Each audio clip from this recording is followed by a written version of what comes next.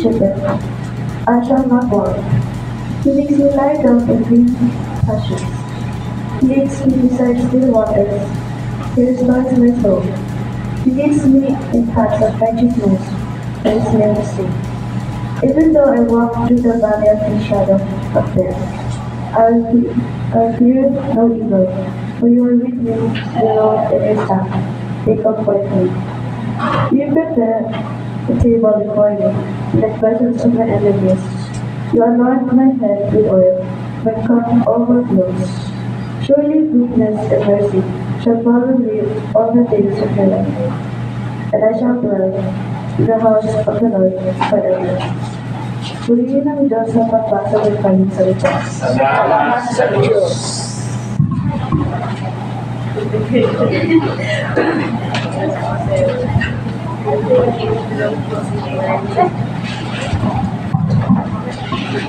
Ayan, so good morning po muli sa ating pong lahat. And patuloy po tayo sa ating pong pag-aaral na ating pong series on Psalm 23, The Lord is my shepherd. So, relevant siguro itong question ko po para po sa atin sa umagang ito. So, ang una ko pong tanong, sino po dito ang hindi pagod?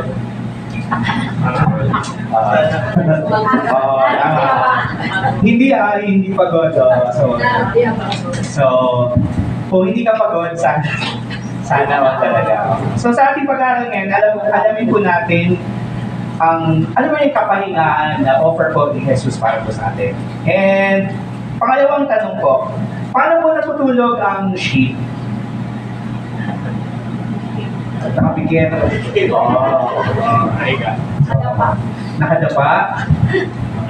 So, hindi nakakalimutan ninyo, nakakatulog ang sheep while counting sheep. Okay, so tingnan natin kung paano sila matulog. Sige po.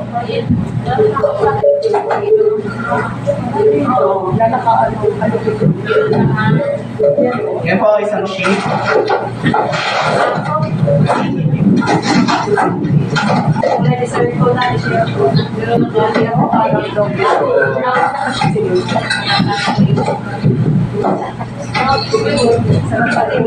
Buhay ko yan ha, buhay ko yan. Wala pong nasaktan na sa paggawa ng video na ito. Ayaw mag-isip.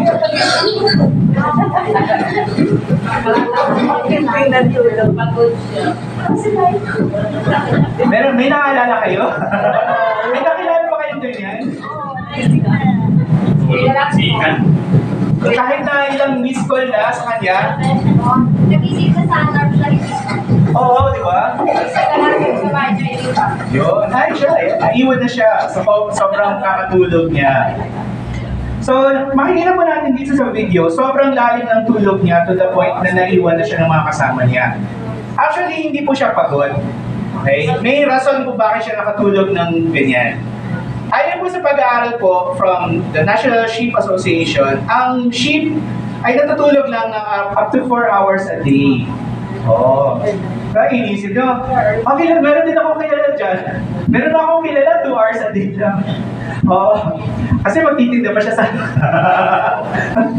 Ayan. So, pero ang mga newborn lambs can sleep for 12 to 16 hours a day. Diba? Meron din po kilala ganyan.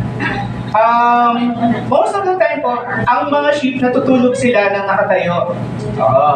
Pero, kumbaga, parang sobrang babaw lang kasi they are called prey animals. Prey animals, hindi lang sa nagpa-prey sila. Kundi sila ay prey, tinakain, nilalapa ng mga predators. When sheep are in a safe environment, they can relax fully and enter a state of deep sleep. So yung sheep na nakita natin kanina was so relaxed. Parang siya nasa spa. Siguro, sheep shoe. Binigyan siya ng sheep shoe massage. Tapos, ayun, siya ay sobrang kampante at siya ay nakatulog to the point na naiwan na siya ng kanyang mga kasama. So, when was the last time that you felt secure? Tuwing linggo, pag-uwi mo ba galing dito sa ating service, pakiramdam mo ba na-refresh ka? O pakiramdam mo parang mas lalo akong napagod? Paano ba natin natin makikita sa buhay natin yung kapahingahang hatid sa atin ni Jesus. Ang ating po pag-aaral po for this Sunday is sa verse 3 ng Psalm 23, He restores my soul. So salamat Sam for reading for us sa araw po nito. As a review ng ating pong natutunan po so far with Psalm 23, alam natin na si David yung nagsulat. And it's about God looking personally after the life of a sheep. He celebrates God as a shepherd. And sa second half po ng Psalm 23, he actually attributes God as a host. Yung parang nag-imbita sa isang kainan. Sa last week, natutunan natin kay Pastor Choi, sana ang takeaway po natin, hindi lang yung na mahirap intindihin ang puso ng mga babae. Sana hindi lang yung takeaway po natin, kasi inaway ako sa bahay. May umaway sa akin sa bahay. Yun naman natutunan mo kay Pastor Choi. Ito po yung natutunan natin last week. Sabi dito, God wants us to be secure in His protection. Nais ng Panginoon na tayo maging panatag sa Kanyang protection. Gaya ng tupa na inilid or dinala sa green pastures. Nais din po ng Panginoon na tayo po ay punuin yung ating po pananampalataya. Gaya ng sheep na nabubusog sa green na damo. And God wants to satisfy our thirst like sheep led in the still waters. So ang tanong po natin, para sa pag-aaral po natin, ano ba yung kapahingahang hatid ni Jesus? Bakit po siya kailangang tanggapin? Why is this rest important for us? Ano ba yung rest na yan? And what comes to mind sa ngayon is the woman at the well. So the woman at the well sa John 4, basahin po dito later. Sa John 4, habang si Jesus at yung mga disciples niya, naglalakbay sila, napadaan sila sa may isang village sa Samaria, and then, ganito mainit. Tapos sabi ni Jesus, pagod na ako, kayo na lang bumili ng pagkain, sabi niya sa mga disciples. So, punta yung mga disciples, punta sila sa Lancaster Square, tapos si Jesus umpo sa tabi ng isang balon. Pero ang isang babae, tanghaling tapat, na nag-iigib. Tapos, ayun, later, pupuntahan natin siya. So, this is me getting ahead of myself. Ano ba yung kapahingahan na hinahatid ni Jesus para po sa atin? So, sa ating text, sa Psalm 23, pinapanumbalik po ni Jesus yung kabuuan, yung wholeness, yung, kahapon, example ko yung yung baunan mo. Masakit sa kalooban. So, okay lang. Accident po talaga, activist. Pero, yung nabasag yung baunan. So, imagine nyo yung nabasag na plato or basag na baso. Ano ang kailangan gawin para i-put back together yung nabasag? Kaya ba siyang i-tape? Kaya ba siyang i-glue? Diba? Kahit na sa TikTok madalas nagbubudol po ako yung mga glue na ganito. Nabudol po ako ng sabi yung dinidikit doon sa pinto ng sasakyan, tapos pagka ginanon, tatahimik na. Aba, nung ginanon nung kasama ko sa bahay, malakas pa din. So, walang epekto. Pero, there is no other glue, there is nothing that can bring back broken glass, broken plates, di ba? Kung gusto natin gawin ulit itong mga nabasag na ito, kailangan silang tunawin, kailangan silang hulmahin ulit. So, pagpapanumbalik, ang word na restore in Hebrew is shuk.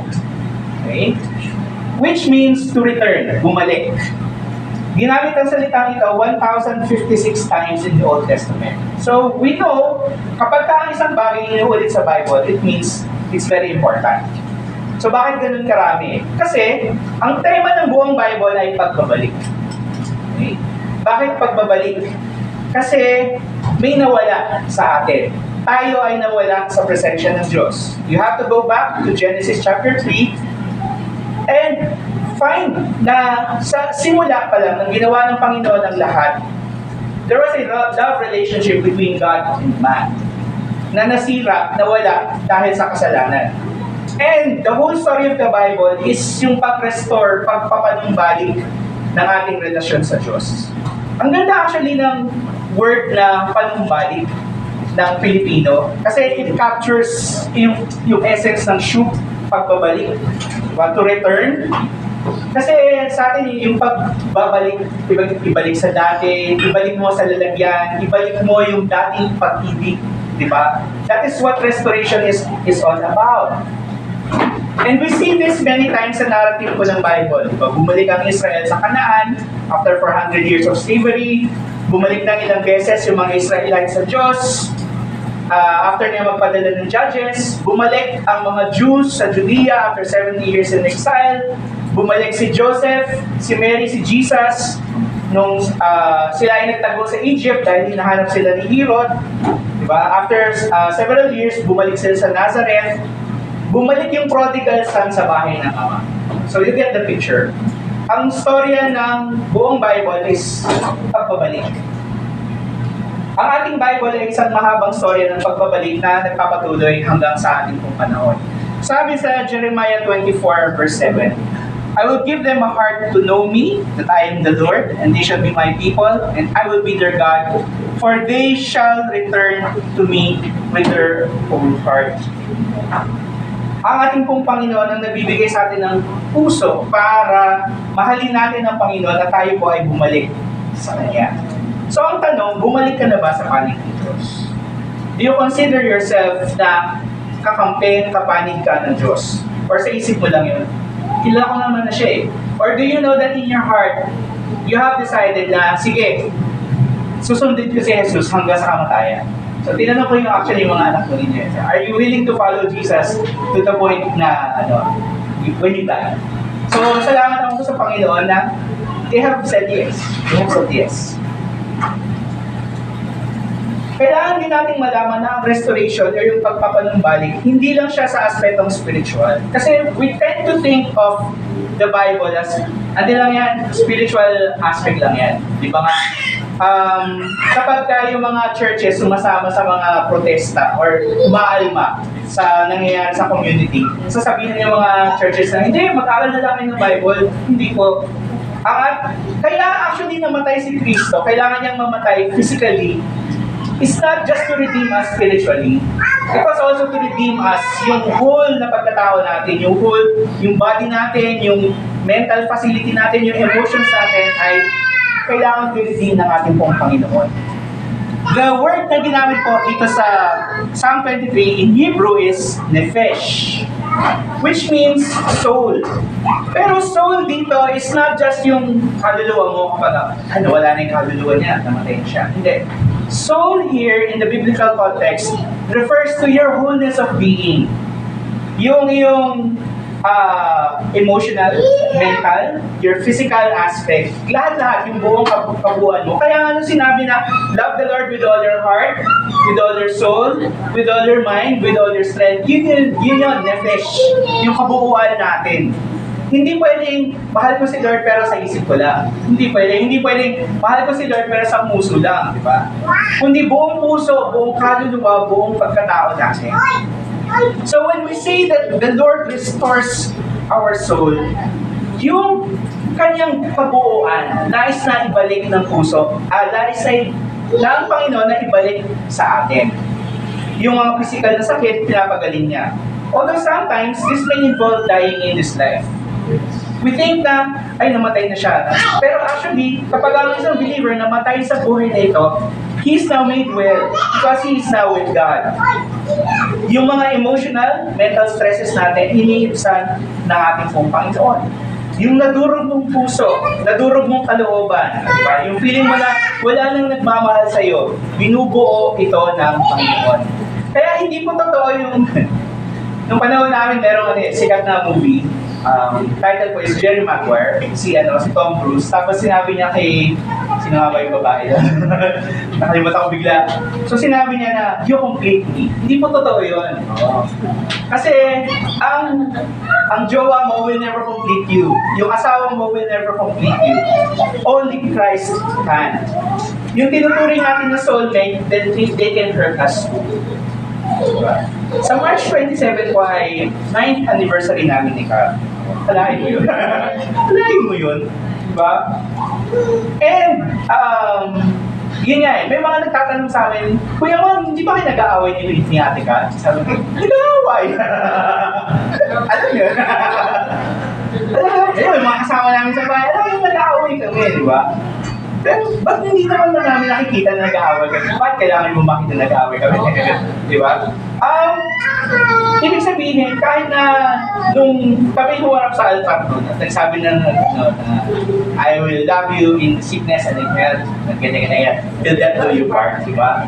Na parang, sa pag kinasal ka, parang, tapos pag uwi niyo sa bahay, parang, mamahalin mo ba? Uy, ba't kayo tumatawa? Huwag kayo ganyan. Pagka gano'n na nagkakasakitan na kayo, di ba? Naka-record. Pag ganyan na nagkakasakitan na kayo, parang ang hirap sabihin na, Lord, bakit ba ito? Pero yun eh, yung restoration, di ba? Yung restoration, it can only come from Christ. Namnamin natin at yakapin ng katotohanan na ang ating Diyos, hindi lang po siya provider. Okay. Kasi sa ating lipunan ngayon, na-condition po tayo to think of God, to think of Christ as just a provider na sa giver. Lord, ito po yung pangarap ko. Gusto ko pong magganito. Gusto ko maging artista. Ibigay niyo po sana sa akin. Pangarap ko maging artista. Gusto ko maging sikat na vlogger. Ayan. Sana po ibigay niyo sa akin to. Yun nga, pag nakikita ko yung mga tao na nagpo-post na natutupad yung mga gusto nila na natutuwa naman ako para sa kanila. Pero kung yun lang yung tingin natin kay God, tagabigay ng gusto natin, we are severely limiting Him. And we are missing out on a lot. Diba? Dahil ang Diyos hindi lang siya tagabigay. He offers Himself that we might find restoration, fullness in Him. So, ibig sabihin po nito para po sa atin, maganda tayo ng regular na oras para magpahinga. Para mapanumbalik yung ating physical, emotional, at spiritual na lakas. Ang biyahe, ang buhay Kristiyano ay hindi po laging go, go, go. Di ba? May pahinga din. Kaya nga tayo natutulog sa gabi. Biblical po na matulog sa gabi. Marami po sa atin, especially ngayon, yung mga nangyayari ngayon sa community natin, parang ang hirap makatulog. Diba? But the Lord gives us the privilege, the opportunity to rest. Sabi po sa Psalm chapter 4, verse 8, In peace I will both lie down and sleep. For you alone, O Lord, make me dwell in safety. Ang pagtulog po natin sa gabi is actually a reflection of faith. Na matutulog ka, pagkakatiwala mo yung buong pagkatao mo, buong soul mo. Kasi hindi mo naman alam magigising ka bukas eh, di ba? It's an act of faith na, Lord, sige ka na bahala. Diba? Ang maganda lang, kung ikaw ay naki Kristo, pag gising mo, tapos wala ka na sa mundong ito, nasa piling ka niya. Diba? So siguraduhin na natin na nasa piling tayo ng Panginoon, nasa panig na tayo. Diba? Ang sheep, they need to sleep only 4 hours a day, up to 4 hours a day. Kasi nagbabantay sila na baka may kumain sa kanila or may lumatake sa kanila. Tayo po, ito po paalala ko po sa atin pong lahat ngayon, hindi po kayo sheep. So hindi nyo kailangan matulog ng 4 na oras, hindi nyo kailangan matulog ng 2 oras. Ayun. Matulog kayo dahil kailangan ninyo. Ang recommendation po is at least 7 hours. Diba? 6 hours, sige, papayagan natin. Especially kayo mga bata, huwag yung kayo yun. Huwag yung sanayin yung sarili nyo na matutulog. Buong magdamag kayo na maggagawa ng project niyo, tapos hindi kayo matutulog, or 2 hours lang kayo matutulog, tapos pupunta kayo sa school kinabukasan. Diba? Huwag yung gagawin yun. Huwag yung kakahiligan yun. Kasi Pagdating nyo sa edad namin, you will feel the effects. You will feel the effects. And it's also biblical for us to take care of our bodies. Alagaan natin yung ating pong mga katawan. Masama ang epekto ng sleep deprivation. Pwede ito magdulot ng elevated blood pressure. So kapag yung kasama nyo sa bahay, medyo laging mainit ang ulo, patulugin nyo. Baka mainit lang yung kulong na siya sa tulog. Elevated blood pressure, heart problems, and even depression and mental health problems. Kailangan matulog. Sabi yun nga, yung sheep dito, for you alone, O Lord, make me dwell in safety. Tapos, sinabi din actually sa Exodus 20 verse 8, remember the Sabbath day to keep it holy. Yung ating pong pagtitipon dito every Sunday is rest. Okay? Pahinga para sa ating pong kaluluwa, pahinga para sa ating kaisipan, and also pahinga din po ito actually para sa ating pong mga katawan. Kaya nga, in-encourage po namin ang bawat isa na we prepare for Sunday on Saturday night. Oo. Wag po tayo sana, wag natin sanayin yung sarili natin na magpupuyat tayo, ano nga yung latest na palabas nila? Kakahintay ng score ni, lumabas yung score ni Linda Walker. Yung score ni Linda Walker, di ba, na lumabas. Kung natalo niya ba si Nancy Lewis. Lumabas na, di ba? 700, 720. Top of the, siya yung pinakamataas, di ba? Praise the Lord. Ayan, so, ihanda natin yung sarili natin for Sunday. Wag natin sanayin yung sarili natin na pupuyat. Huwag tayo mag-Sabado nights. Yan. Maglaan tayo ng panahon para i-prepare ang ating mga sarili. Kasi this is an obedience sa kagustuhan pa ng Panginoon to remember the Sabbath and to keep it holy. To keep it holy does not mean na parang pupunta ka dito na banal-banal. Hindi. Keep it holy means to keep it separate, to treat it as something special. Na special po palagi yung ating po pagtitipon dito, yung ating pagsasama-sama ng pagpupuri at pagsamba sa Panginoon. Also, dito po sa Luke chapter 10, di ba? Naalala natin yung kwento ni Martha at ni Mary na nagpapaalala sa atin na kahit marami tayong ginagawa on a Sunday morning, importanteng tumigil tayo kahit sandali at umupo sa paanan ni Jesus. Kasi ang rason kung bakit natin ito ginagawa is really for us to stop and sit sa paanan ni Jesus. Diba? Martha, you are anxious and troubled about many things, but one thing is necessary. Mary has chosen the good portion, which will not be taken away from her. And the good portion is for us to sit at the feet of Jesus, to listen to the Word of God. Namnamin natin kung ano ba yung sinasabi nila, Pastor, ano ba yung sinasabi ng salita ng Panginoon. How does this affect my life? How does this affect yung aking obedience sa Kanya? So sa mga pagkakataon na marami tayong inaasikaso or inaalala, tumigil tayo at magpahinga. Tiwala tayo sa Diyos na ating shepherd na siyang nagpapanumbalik sa atin. Ang alawa po is that He leads us in paths of righteousness. Diba? In second part ng verse, ginagabayan tayo ni Jesus na mamuhay ayon sa nais ng Diyos. And part of our restoration is for us to follow God in obedience. The word na ginamit po dito for lead is in Hebrew is naka. Diba? Ibig sabihin po dito ay gabayan or pangunahan. Pero hindi lang ito yung gabayan or pangunahan na, halika, sumama ka sa akin, punta tayo sa ito. But rather, there is a relational context. For example, makaka-relate dito yung mga nagda-drive mga nagpa-park ng kotse, park ng e-bike, di ba? Na, kunyari, nagpunta kayo dito sa nga ba dito? So may Manginasal. Yan. Di ba meron mga kumakaway-kaway? Or dito, actually dito sa Kalayaan, madami. Mga kumakaway-kaway, ganyan. Sa kayo, mas nagtitiwala? Dun sa mirrors ninyo? Sa nakikita ninyo? O dun sa nagkakaway-kaway sa inyo? Kung gusto mong makatipid, ayaw mo magbigay ng 20 pesos, magtitiwala ka din sa mirrors mo. Diba? And actually, yun naman ang tinuturo ko sa atin, especially sa driving school, na magtiwala ka dun sa mirrors mo. Huwag kang umasa dun sa kumakaway dun sa'yo. Kasi, odds, ngayon, 20 pesos, nakakasama na ng loob di ba? Parang, yung papasok ka na, tapos meron biglang hahabol na, oh, pasok! Tapos, magdedemanda sa'yo ng 20 pesos. Binigyan ko ng 7. Ay, ito lang. Nagalit pa. Di ba? So, pero kung kunyari, si Pastor Choi, siya na ikaw yung example ko. Kunyari si Pastor Choi, siya yung gumagabay sa'yo. Para sa pag-atras mo. Magtitiwala ka ba kay Pastor Choi o magtitiwala ka dun sa salamin? Isa salamin pa din. Magtiwala sa'yo.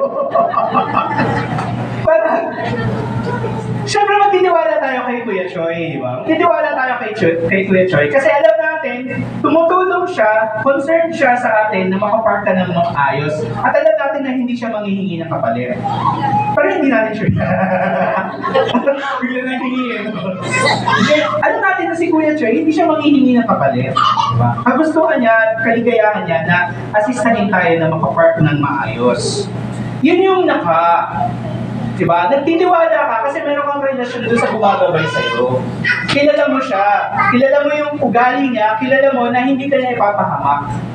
The way that the Lord leads us is because we trust Him dahil alam natin na hindi tayo pahamak ng Panginoon. Diba? Hindi tayo tumitingin sa Panginoon dahil, sige, gabayan mo ako dahil humihingi ka lang naman ng praise galing sa akin eh. Diba? We do not look at God the same way that we look at a parking attendant na nangihingi sa atin ng kapalit. Diba? We trust God in His leading because we know that He will lead us sa tamang daan in the paths of righteousness. Alam natin na ito ay para sa ating kabutihan at ito ay ayon sa Kanyang kalooban. It does not mean that the path will always be easy and light. Hindi ibig sabihin na paths of righteousness dito is laging maganda. It's not always sunshine and rainbows. Kundi sabi nga sa verse 4, even though I walk through the valley of the shadow of death, diba? I will fear no evil, for you are with me. Ang mahalaga, huwag tayong mawalan ng tiwala sa leading ng Panginoon. Sumunod tayo ng buong puso sa Kanya. So, to apply this truth sa ating buhay, siguraduhin natin yung Panginoon ang sinusundan natin. Siguraduhin natin yung Panginoon siya yung talagang sinusundan at pinapakinggan natin. Kapag ang sheep sinundan ng sarili nitong kagustuhan, you can be sure na mapapahamak yung sheep na yun. Yung panalangin ni David, this is also a Psalm of David, sa Psalm 25, sabi niya, make me to know your ways, O Lord, teach me your paths. Ituro mo sa akin ang daan para sundin ka. Kasi kinikilala ni David na sa sarili ng lakas at talino, mapapalayo lang siya sa Diyos. That should also be our prayer. Yan din yung ating dapat na gustuhin. Kasi yun nga we are in a covenant relationship with God. Tayo ay nakipagkasundo sa Kanya. And if we are in a covenant relationship with God, dapat magtiwala tayo sa Kanya. Na papangunahan niya tayo at gagabayan niya tayo doon sa tamang daan. Sabi din ni Jesus sa John chapter 10 verse 27, my sheep hear my voice and I know them and they follow me. Paano natin malalaman ang boses ng Panginoon? Ayun nga, babalik ako ulit, di ba? How often do we read our Bible? Diba? And I especially encourage na huwag lang tayo umasa sa FB pages na nag-display ng verses. Kasi sometimes yung context ng verse na nilalagay nila, pinupost nila online, hindi tama yung context or yung kung ano lang yung maganda pakinggan. Kulang yung konteksto. So, I encourage you to really take time to study the Bible. Bukod po sa pag-aaral po namin, preparation po dito sa bumalik po ako actually sa Old Testament. Nagsimula ako 2 years ago. Tapos yung Bible ko, nakakatawa kasi 1 year chronological Bible. So, ngayon, nasa Deuteronomy pa lang ako. 2 years na. Nasa Deuteronomy pa lang din ako. Diba? So, hindi mo kailangan i-rush yung sarili mo na, kailangan mo tapos ito na. But, really, stop. And, namnamin natin kung ano yung sabi ng Panginoon to the chapters. And you will be surprised.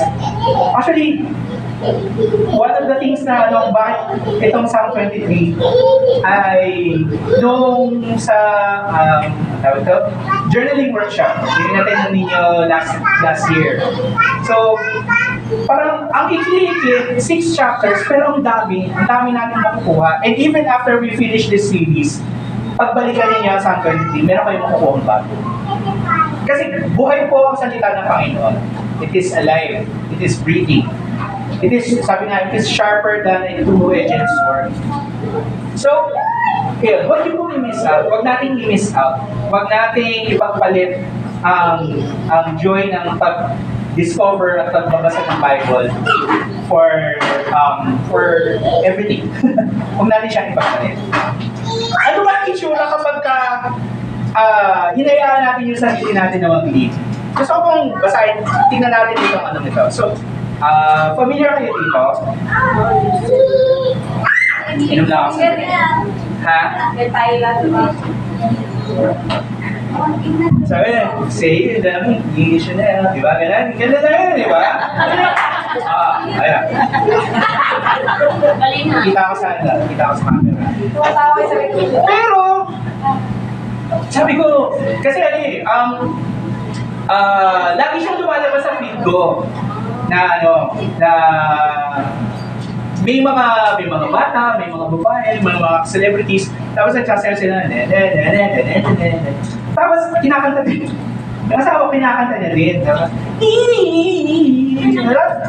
Tapos yun talaga yung lyrics doon. So, sinearch ko, C'est la vie, Coco Chanel.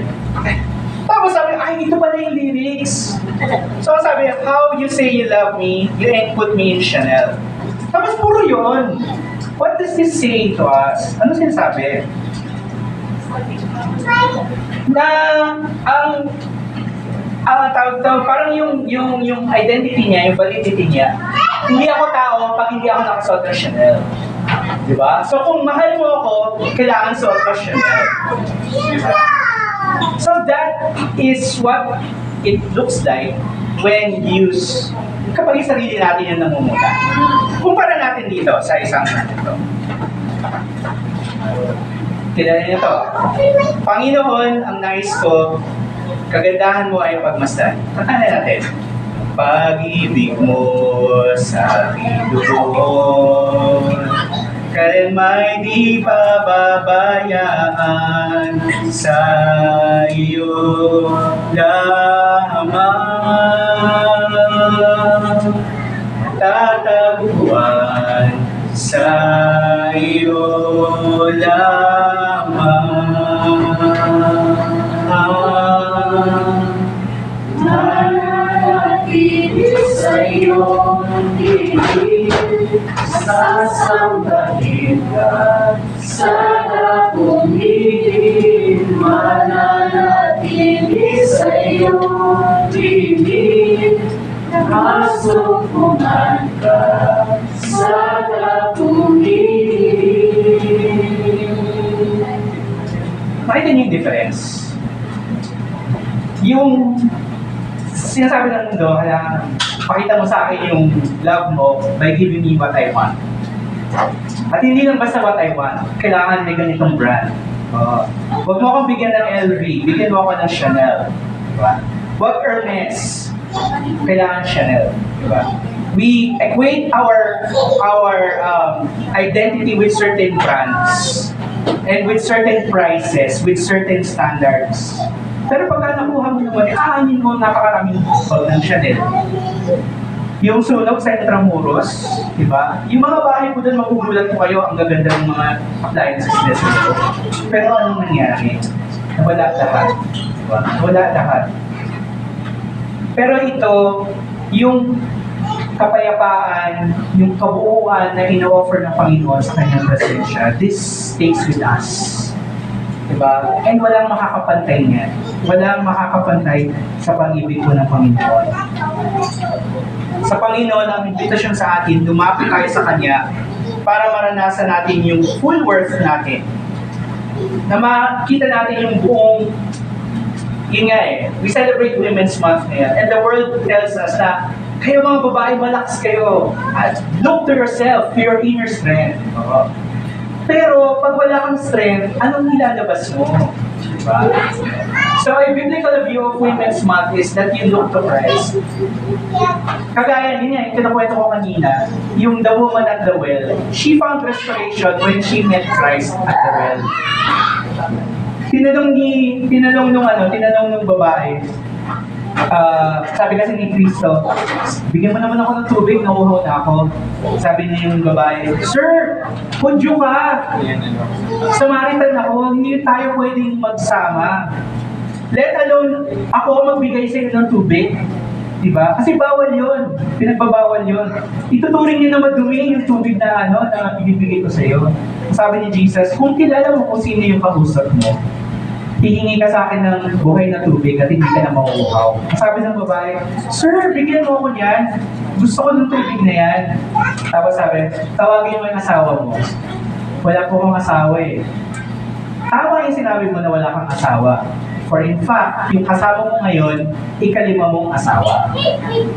Ay, meron pa lang ganun sa Bible, di ba? Tapos, sinabi ng babae, bakit mas magaling ka ba sa ninuno namin? Bakit mo alam yung mga bagay na yan?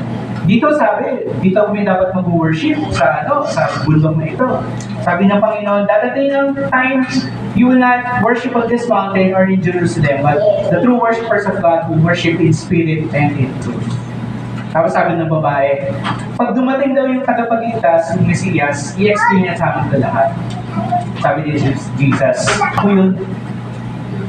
Tapos sabi ng babae, parang, nagulat na lang yung babae na yung sinabi. So, ang naging response niya, binaba niya yung kanyang lalagyan ng tubig, yung aqua flask niya. Tapos, tumakbo siya dun sa village, sa Rosedale. So, pinunta niya yung mga kasama niya doon. Tapos, tinawag yung mga kapitbahay. Yung nagsabi sa akin yung lahat ng ginawa ko. Ito naman talaga yung Kristo. Ito na ba yung tagapagligtas? And the result of that, many of the village believe in Jesus and they were saved. That is restoration. That is coming back to the presence of Christ. And open po yan para sa ating po lahat. Kayo bilang mga babae, na ang tunay na lakas, hindi nanggagaling sa inyong sarili, sa inyong, don't look inside. Don't look inside yourself because true strength comes only from God and the restoration that He offers. Pangatlo, He restores and leads me for His name's sake. Para sa Kanyang pangalan. Pinapanumbalik tayo ni Jesus para sa ikararangal ng Diyos. In the biblical context, names are more than just labels. Ang word na ginamit po dito for His name is Shem. The Hebrew word Shem denotes identity, character, reputation, memory, and authority and destiny. For example, yung pangalan po na Israel. Iisip kasi natin Israel, missile. Nanggigera. Pero when you think about it, the real meaning of Israel means he who wrestles with God. Binigay ito ng Panginoon sa kanya. Basahin niyo po later, Genesis chapter 32. Si Jacob, nakipag-WWE kay God. Seryoso, nakipag-wrestling siya. So, meron WWE sa Bible. Kung nanonood po kayo ng wrestling, meron po dito sa Bible sa Genesis chapter 32. Or the name Samuel. Yeah. So, meron po dito Samuel. Wala. As far as I know. Samuel means God has heard. Dininig ng Diyos. Dahil dininig ng Diyos ang panalangin ni Hana na magkaroon ng isang anak. Yung pangalan na Hana is actually a good name. Hana means grace. Grace of God. Daniel. Okay? So, Daniel means God has judged. Pansinin niyo kapag yung pangalan merong L sa dulo. It talks about something about God. What God has done to that person. the name Yeshua, where we derive Joshua, and Jesus. Jesus, di ba? Jesus Christos. Yeshua means the Lord saves. So in the Bible, a name is more than who you are. It is actually who. Sino ka, yung buong pagkatao mo, your whole being. So di ba parang, yun nga eh, sa atin kasi parang pangalanan na lang natin ng basta. Nakaka-turn off yung siga sa pangalan. Diba? Diba? Yung chichis ko sa klase, ang pangalan niya Moises, o kaya ang pangalan niya Hannah. Diba? So, asan yung grasya doon? Asan yung ano doon, yung leadership doon? Diba? Sa kabila ng injusticia nito, sa ating mga pangalan ngayon, ang bawat isang Kristiyano taglayan ng iisang pangalan. Kaya nga siya tinawag na Christian. Okay? Christian means little Christ. Sa atin kasi ano na yun eh, parang, Christian ako, di ba? Pero during in biblical times, nung unang pinauso ang term na Christian, actually, Christian ka? It was derogatory. Kasi parang, feeling Christ. Ginagaya niya si Kristo. And yung mga believers, they embrace it. Kasi yun naman yung totoo eh. Ginagaya namin si Kristo. Gusto namin maging tunay na kagaya ni Kristo. So, hindi applicable dito yung Christian noon, Christine na ngayon. Christian ako dati. Okay lang, tanggap kita. Hindi, Christian yung pangalan ko. Diba? So, hindi, happy siya. Hindi po applicable yun. Christian is, ang bawat isang Kristiyano, taglay po natin ang pangalan ni Jesus. Dala-dala natin yung pangalan niya. Kaya I understand yung frustration mo ate, na parang when somebody says that I am a Christian, pero ganito ka umasa in the community, parang, ha? Sino Christian sinusundan mo? Di ba? Nung namuhay si Kristo sa lupa, ang example na iniwan niya sa atin, mamuhay in a way that glorifies the Father.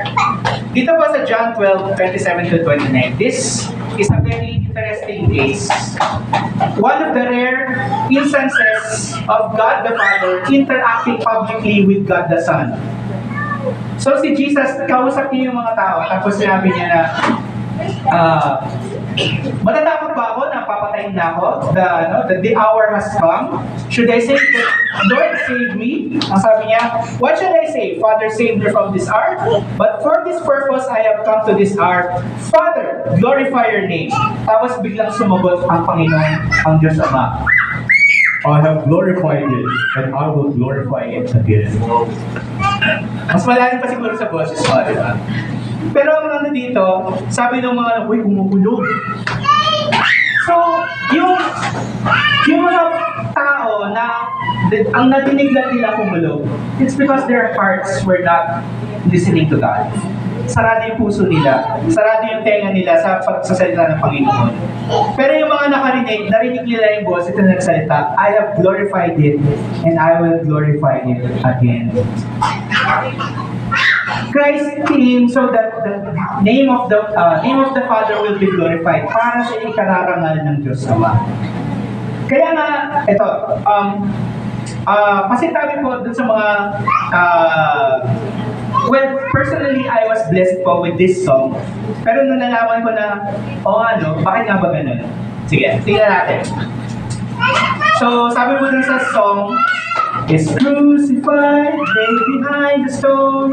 You live to die, rejected and alone, like a rose trampled on the ground. You took the fall and thought of me above all. There's something wrong with this song. Kasi sabi dito sa passage na binasa natin, na pagkamatay at pagbaba ni Kristo dito sa lupa was for the glory of the Father. So bakit tayo? You took the fall and thought of me, tayo above all. Bakit tayo yung nasa kataas-taasan ng isip ng Panginoon? So, this does not agree with Scripture. Okay? Personally, I like this song.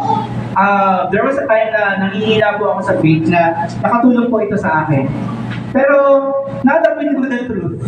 Di ba? Siyempre, pupunta tayo sa kanta na, na biblical. At ayon sa tinuturo sa atin ng Panginoon ni Cristo. But one thing that we need to know here is that Jesus lived and died for the glory of the Father, di ba? Kinanta nga natin kanina, di ba? For all that you've done, di ba? Hindi yun, yes, it benefits us para sa ating pong kabutihan, but it was for the glory of the Father. So, what does this mean for us? Bigyan natin ng karangalan ng pangalan ng Diyos, mabuhay tayo in obedience. How does one live in a way that glorifies God? Kasi, yun nga ang galing sabihin na, post ka kaya to God be the glory. Solid day of glory. Ang galing sabihin na ganyan. Pero what does it really mean to live for God's glory? Sabi po sa Exodus 20 verse 7, "You shall not take the name of the Lord your God in vain, for the Lord will not hold him guiltless who takes his name in vain." Pinag-aralan po namin ito sa baptismal class. And usually kapag sinabi natin, do not take the Lord's name in vain, ano yung una nating interpretation? Ang una nating interpretation is usually, huwag tayong magmumura. O kaya huwag natin gagamitin yung pangalan ni God sa, oh my gulay. Diba? Huwag natin gamitin yung pangalan ni God sa Well, okay naman siya. Okay, that's good. Pero hindi naman siya, or hindi siya masama, but there is also one other way of taking the Lord's name in vain. For example, yun yung example kanina, di ba? When you say that I am a Christian, but you are living in a way na hindi ayon sa sinasabi ng Panginoon, then we are taking the Lord's name in vain.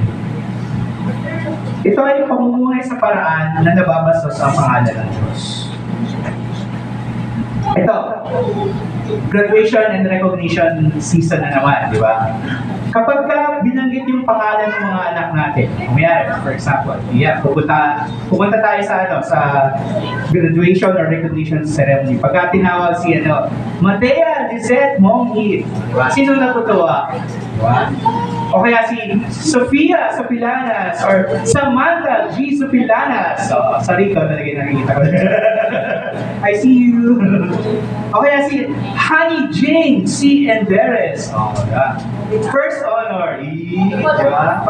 Pagka ganun, sino ang natutuwa? Parents. Kaya nga yun pagka ang gagaling ng mga anak natin, yung mga mag-asawa, mana sa akin yan. Hindi, mana sa akin. Mana sa akin yan. Diba? Pero kapag yung anak mo makulit, kanino bang anak yan? Diba? Nung tatanungin ka kung sinong magulang mo, tapos sabi ng magulang, bakit? Kanino bang anak? Diba? Nilaglag na sariling magulang. Diba? Sasabihin pa, ba't ba kasi ganyan yung anak mo? Diba? Pag nag-aaway yung mag-asawa, yung anak mo kasi. Pero pagka ang galing-galing, uy, anak ko yan, mana sa akin yan. Diba? Pero pag makulit, diba? Pansinin ninyo, that is what giving honor to God is. Diba?